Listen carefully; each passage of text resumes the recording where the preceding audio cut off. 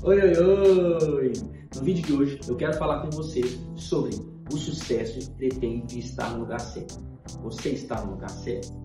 Vem comigo para Eclesiastes capítulo 9, versículo 11, na NVT.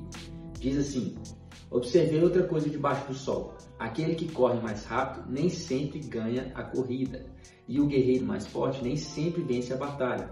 Às vezes, os sábios passam fome, os sensatos não enriquecem, e os instruídos não alcançam sucesso.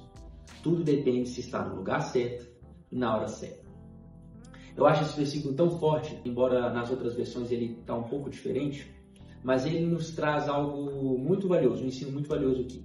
Fala que nem sempre a habilidade é que traz o sucesso para a gente. Nem sempre o mais rápido ganha a corrida, nem sempre o guerreiro mais forte vence a batalha. Então ele vai dando alguns exemplos ali, que depende mesmo do sucesso é estar no lugar certo, na hora certa.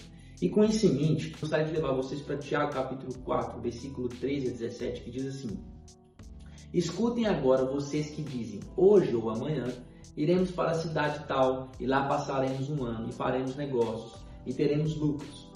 Vocês não sabem o que acontecerá amanhã? O que é a vida de vocês? Vocês não passam de neblina, que aparece por um instante e logo se dissipa.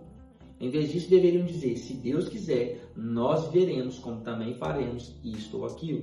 Agora, entretanto, vocês se orgulham das suas arrogantes pretensões. Todo orgulho semelhante a esse é mau. Portanto, aquele que sabe que deve fazer o bem e não faz, nisso está pecando. Então é muito interessante a gente parar para pensar que a Bíblia, o próprio Senhor, ele considera pecado nós fazermos planos sem consultá-lo.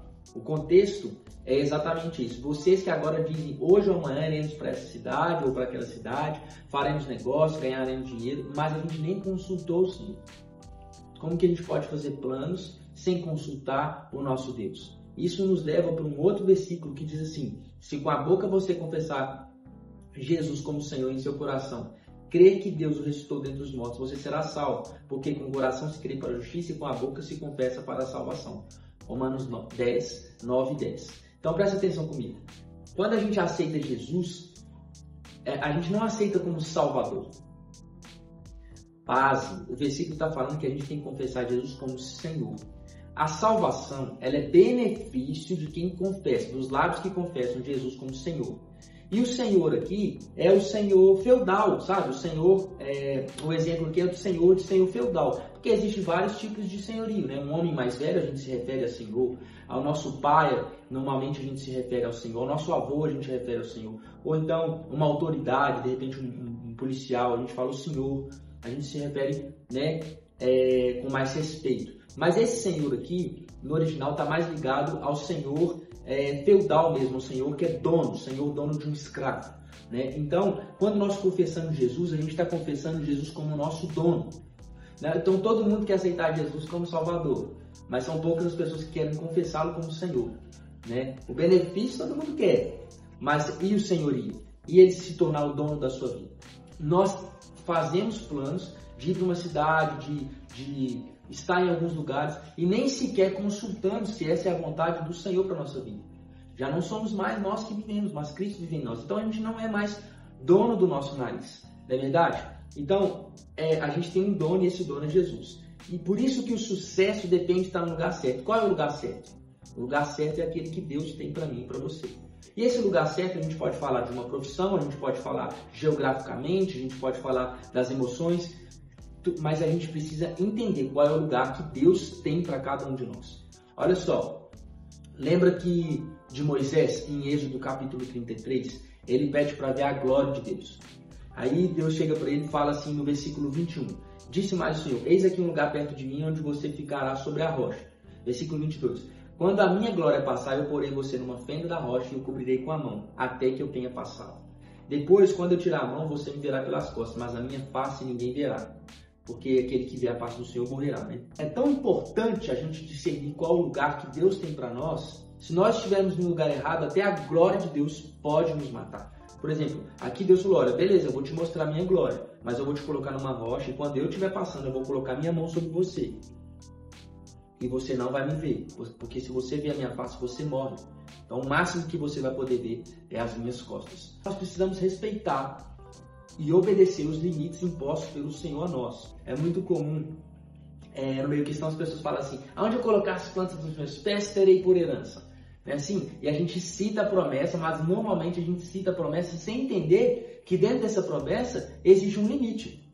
Vamos comigo aqui para Josué capítulo 1, versículo 1. Diz assim, ó: depois que Moisés, servo do Senhor, morreu, o Senhor falou a Josué, filho de Nun, auxiliar de Moisés, dizendo: Moisés, meu servo, está morto. Prepare-se agora e passe este Jordão, você e todo este povo, e entre na terra que eu vou dar aos filhos de Israel. Todo lugar em que puserem a planta do pé eu darei a vocês, como prometia Moisés. O território de vocês irá desde o deserto e o Líbano até o grande rio Eufrates, estendendo-se através de toda a terra dos heteus e até o mar grande, na direção do poente do sol. Ninguém poderá resistir a vocês todos os dias da sua vida. Assim como estive com Moisés, estarei com vocês. Não o deixarei, nem o abandonarei. Então presta atenção. Onde você colocar as plantas dos seus pés, você terá por herança. Mas o seu limite, o território de você será desde o deserto do Líbano até o mar grande, será o seu limite. Então, aonde você colocar a planta dos seus pés dentro desse limite, é seu. Eu vou te dar. Eu lutarei suas guerras. Eu vencerei. Às vezes a gente fala assim: vou entrar num emprego novo. Eu vou mudar de cidade, porque me surgiu uma oportunidade nova de emprego muito melhor. Eu vou mudar de país. Eu vou viver o sonho americano. Tá todo mundo indo para os Estados Unidos e lá eu vou ganhar dinheiro, vou prosperar também e Deus vai me abençoar. Ei, Deus não tem compromisso com os nossos planos, os nossos projetos, o nosso conforto. Deus tem compromisso com o propósito soberano dele para nós. Então, muitas vezes, a gente faz esses planos e esses planos estão completamente fora do limite que Deus nos concedeu. Qual é o seu limite, irmão? Qual é o seu limite, irmã? Lembra de Paulo? Paulo queria pregar o evangelho e Deus limitou o seu território. Presta atenção em Atos capítulo 16, versículo 6. E percorreram a região frígio-gálata, tendo sido impedidos pelo Espírito Santo de pregar a palavra na província da Ásia. Chegando perto da Mísia, tentaram ir para Bitínia, mas o Espírito de Jesus não permitiu. Jesus foi fechando as portas e foi falando: aqui você não entra, Paulo. E tendo contornado Mísia, foram a Troade. À noite, Paulo teve uma visão na qual um homem da Macedônia estava em pé e rogava, dizendo: passe a Macedônia e ajude-nos. Assim que Paulo teve a visão, imediatamente procuramos partir para aquele destino, concluindo que Deus nos havia chamado para anunciar o Evangelho.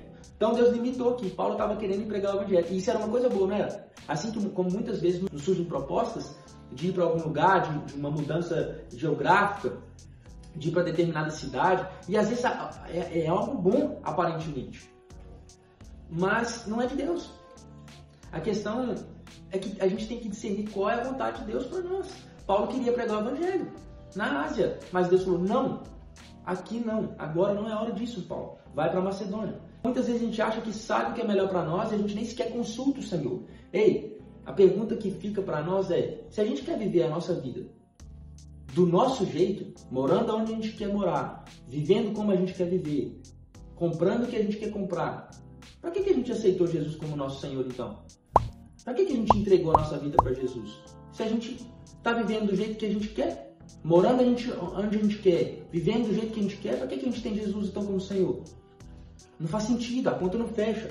E as escolhas de Deus sempre são melhores para nós. Lembra de Ló? Quando Abraão e Ló, os pastores de Abraão e Ló se desentenderam, eles tiveram que ir cada um para um canto. E aí Abraão falou: tá toda a terra, aí escolhe uma parte da terra e vai para um canto que eu vou para o outro. Aí Ló vai e fala assim: nossa, tem um lugar aqui que parece o jardim do Senhor. E aí ele fala: nossa, tá uma terra bonita, bem irrigada, né? Linda, vou para lá. Ele vai. Só que ele não consulta o Senhor antes, ele não deixa Deus escolher para ele. Ele simplesmente seguia por vista. E aí o que acontece? Quando ele chega lá, é a cidade, ao longo da história a gente vai percebendo que é a cidade de Sodoma e Gomorra. Mais tarde Deus tem que destruir essas cidades que ele escolheu. Por quê? Porque era uma cidade extremamente má, extremamente imoral, extremamente arrogante e egoísta. Então ele foi por vista e parecia ser maravilhoso. Nossa, que cidade linda! Nossa, que emprego maravilhoso, eu vou para lá. Mas você não sabe que Satanás mora nesse lugar e você foi só por vista. Deixa Deus te conduzir, irmão. Pensando nisso, a gente não pode sacrificar a bondade de Deus no altar do nosso raciocínio humano. Por isso que o justo vive pela fé. Se você não está vivendo pela fé, então você não é justo. Você não tem que ir porque você está vendo. A gente sacrifica a bondade de Deus no altar do nosso raciocínio. A gente não entende. Então a gente vai e resolve fazer a nossa vontade. Está errado e a conta pode ser cara. Jonas é um exemplo claro que fugiu do lugar certo, da hora certa e apenas se deu mal na vida. Olha só, Jonas capítulo 1, versículo 1 fala assim: a palavra do Senhor veio a Jonas, filho de Amitai, com esta ordem: vá depressa à grande cidade de Nínive e pregue contra ela, porque a sua maldade subiu até a minha presença. Mas Jonas fugiu da presença do Senhor, dirigindo-se para Tarsis, e desceu à cidade de Jope. Então presta atenção, ele fugiu da presença do Senhor, fugiu da ordem do Senhor de ir para uma cidade e foi para outra. Aí o que aconteceu? Ele desceu à cidade de Jope. Beleza. Aí ele comprou uma passagem, entrou num barco, né, foi para essa cidade. E aí versículo 5, todos os marinheiros ficaram com medo, cada um clamava o seu próprio Deus, e atiraram as cargas ao mar para tornar o navio deles mais leve. Enquanto isso, Jonas, que tinha descido ao porão e se deitara, dormia profundamente. Como ele fugiu da presença do Senhor, Deus mandou um forte vendaval, uma forte tempestade, e os marinheiros ficaram com medo. Enquanto isso, Jonas desceu de novo. Primeiro ele desceu para a cidade de Jope, agora ele desceu para o porão do barco. E aí os marinheiros começaram a jogar tudo fora, né, para ver se o barco ficava mais leve, a fim de sobreviver. Eles descobriram por que estava acontecendo aquela tempestade, descobriram que era porque Jonas estava em pecado, estava fugindo da presença e do lugar que Deus tinha para ele pregar o evangelho, que era a cidade de Nínive. E aí, versículo 15, em seguida pegaram Jonas e o lançaram ao mar, enfurecido, e este se aquietou. Jonas desceu para a cidade de Jope. De Jope ele desceu para o porão do navio e agora desceu para o fundo do mar. Versículo 17. E o Senhor fez com que um grande peixe engolisse Jonas e ele ficou dentro do peixe 3 dias e 3 noites. E agora ele desce para a barriga do peixe. E a vida dele só desceu. Só desceu. E é isso que muitas vezes acontece conosco. A gente faz os planos sem consultar o Senhor, ou então, sabendo da vontade do Senhor, a gente vai na direção contrária daquilo que Deus tem para nós e a nossa vida só desce. E é interessante pensar que Jonas não apenas desceu na vida, né, como ele também quase afundou o barco dos outros. Não só deu ruim para ele, mas quase que ele faz com que dê ruim para as outras pessoas. Porque eles começaram a perder tudo, jogar tudo no mar, para ver se o barco ficava mais leve. E aí começaram, então, a tentar salvar o barco, salvar suas vidas ali. Mas quase que tudo vai a pique, quase que tudo se perde. Por quê? Porque o homem estava no lugar errado. Estava indo para uma cidade que ele não devia ir. E muitas vezes é isso que acontece comigo e com você, irmão. A gente tem que vigiar. Por quê? Porque além da nossa vida descer, a gente ainda pode fazer com que a vida dos outros dê ruim também. A gente pode acabar afundando o barco dos outros. Deus promete dar alguns lugares para nós. Olha, onde você colocar a planta dos seus pés, você terá por herança. Desde que seu limite seja esse. Desde dentro de São Paulo, desde Belo Horizonte, desde que sua área seja a medicina, desde que sua área seja a arquitetura. Ah, mas Deus eu não quero, mas Deus eu não sinto. A gente não se move por o que a gente quer, a gente não se move por aquilo que a gente sente, a gente se move por aquilo que Deus fala. E é por isso que Ele é o nosso Senhor, porque quem manda na nossa vida, quem governa a nossa vida é Ele. E a vontade de Deus é boa, agradável e perfeita. Não tem erro. A gente não tem que depender de sentimentos para fazer nada. O sucesso depende de estar no lugar certo na hora certa. E assim acaba a história de Jonas. Ele vai para o lugar, então ele se arrepende dentro da barriga do peixe, ele se arrepende e fala: Deus, então bora, vou para Nínive, então eu me rendo, vou para Nínive. Ele vai para a cidade de Nínive e prega o arrependimento, o pior sermão do mundo. Ele gastava 3 dias para pregar o evangelho lá, ele gastou apenas 1 dia. Só foi gritando na cidade: arrepende-se que Deus vai destruir a cidade em 40 dias, arrepende-se que... Só isso que ele falava. E aí sabe o que aconteceu? A cidade inteira se arrependeu. E Deus não destruiu mais a cidade. Ou seja, Jonas agora no lugar certo, não apenas viveu, como trouxe vida para toda uma cidade. Deus tem vida para nós e tem vida para levar através de nós. Mas nós precisamos estar no lugar certo.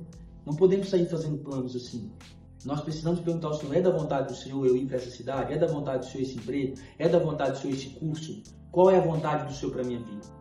Porque Deus tem prazer em nos abençoar, mas Ele limita. Existe um limite. Onde você colocar as plantas dos seus pés, te darei por herança, desde tal lugar até tal lugar. Amém? Consulte o Senhor, irmão. Deus te abençoe. Beijo, queijo.